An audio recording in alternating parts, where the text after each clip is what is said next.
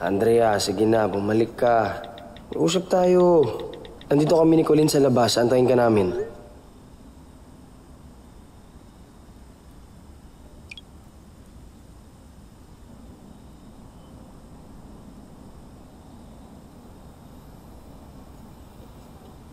So, tigil mo na nga yan.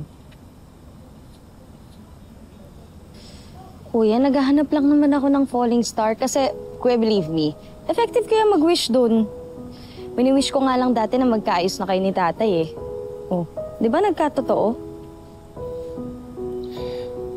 Bunso, hindi ba naman siguro winish na mag-aagaw buhay muna kami bago kami magkaayos, no? Meaning ko, ako matagal ko naman na talagang gustong patawarin si tatay eh. Lalo na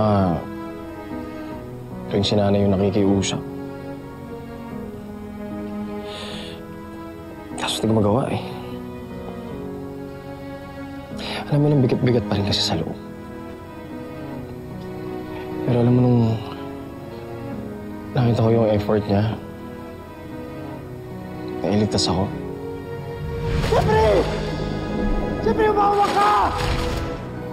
Yung sigaw niya, yung takot niya. Alam mo yun, bigla na lang siyang tumalon dun sa pool. Umawa ka! Hawak! Jeff! So, ganun pala yung pakiramdam nun, no? Alam mo, doon ko naisip na sobra pala ako mahal ni tatay. Alam mo, hindi niya nainisip yung sarili niya, yung lagay niya. Ako ngayon natakot eh. Kasi ayoko palang mawala si tatay. Alam mo yun, na pag may nangyaring masama sa kanya, tapos hindi ko man lang nasabi na mahal ko siya. Galit ako, galit na galit, pero mahal na mahal ko yun. Alam mo, maling pinapairal ko talaga yung pride ko eh. Ngayon talaga, kailangan ko lang bumawi kay tatay. Sa kanilang dalawa ni nanay.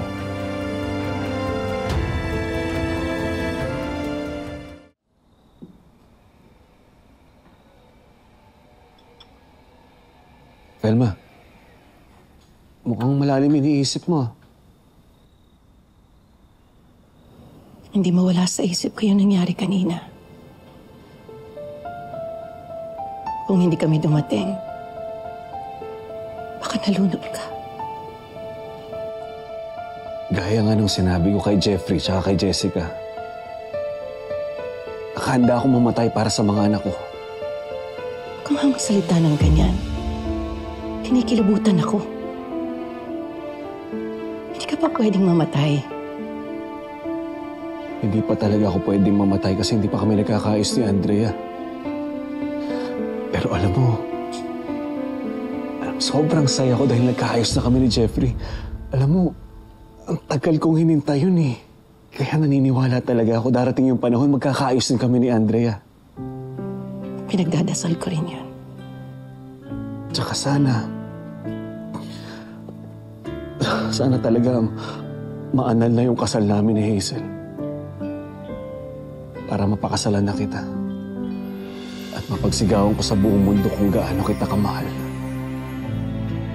Manuel, unahin mo muna yung annulment mo.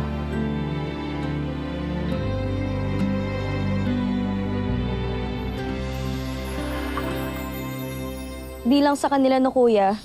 Sa akin din kailangan mo bumawi. Hindi ka na magsusungit sa akin, ever.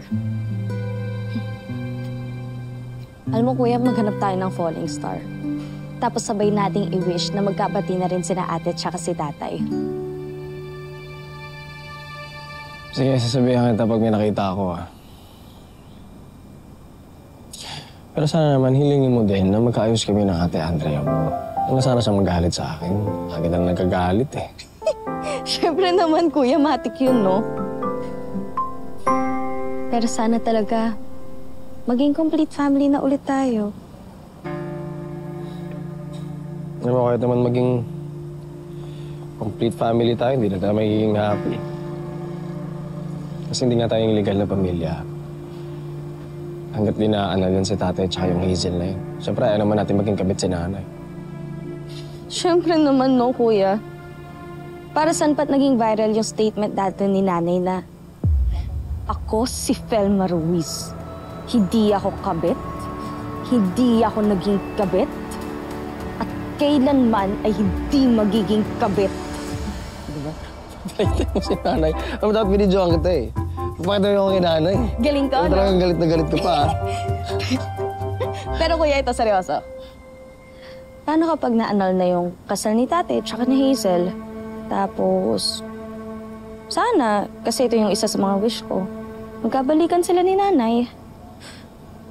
Paano si Jessica?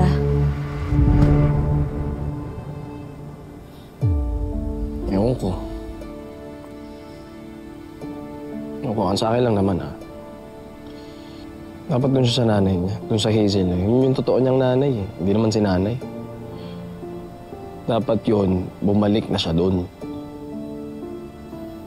You know what, kuya? Same here. Wala namang kaso kung dalaw-dalawin niya si tatay. Pero ayokong maging part siya ng family natin.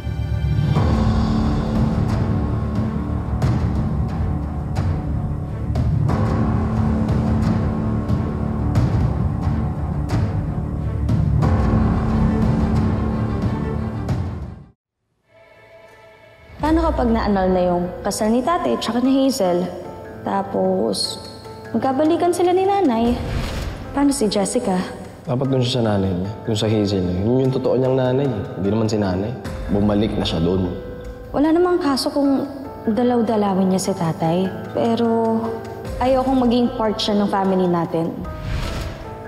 It's all clear now, Dad. Ayaw po talaga nila sa akin. How much more pag nalaman nilang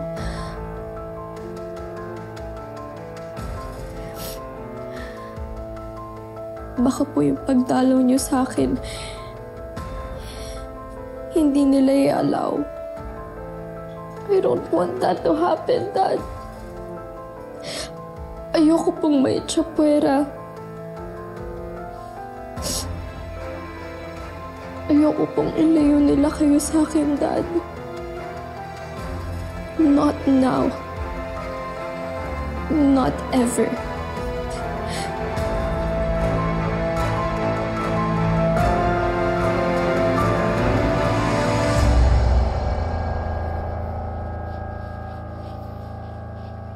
Ano? Magkasundo na si Manuel at yung panganay niya? Yes, Mom. I heard Jeffrey and Colleen talking. Ayaw po talaga nila sa akin. Yan na nga ba ang sinasabi ko? Isang anak na lang ang kulang, mabubuo na sila. At ikaw, buburahin ka nila sa buhay ng daddy mo. Kaya dapat kumilos ka na. Do whatever it takes para ma-stop mo yung annulment. Kailangan mabawi na natin ang daddy mo. Jessica, nakikinig ka ba? Opo, Mom. Lakasan mo ang loob mo. Gayahin mo ko. Laging handa makipagpuksaan. Paano mo ilalaban ang daddy mo at lugar mo sa kanya kung ganyan ka? Basta tandaan, kailangan bago malaman ng totoo ng daddy mo, nabawi na natin siya. Naintindihan mo? Yes, Mommy. Now, wipe those tears and start fighting.